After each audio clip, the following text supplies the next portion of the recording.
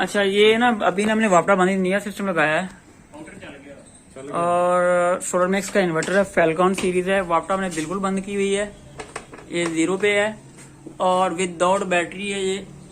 और ये 1.2 kilowatt load चल रहा है। इसके ऊपर अभी हमने एसी ऑन किया है। ठीक है, एक मिनट एसी चल रहा है, एसी चल रहा है और ये साथ ड्रिल भी चला रहे हैं। बस ठीक है, बंद कर दे यार, लोड चेक करके लोड होनी चाहिए। हाँ ठीक है, चलाओ लोड, ड्रिल चलाओ। नहीं एक इन्वर्टर एसी और ड्रिल चल रही है इसके ऊपर।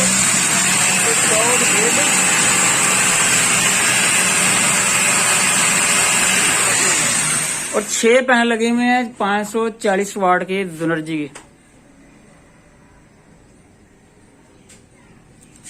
बैटरी हम ऑफर नहीं करते अपने सिस्टम के साथ, इसलिए सिर्फ हमने वायर्स लगाई हुई हैं ताकि कस्टमर अपनी मर्जी से लगा सकता है। अदरवाइज हम बैटरी ऑफर नहीं करते।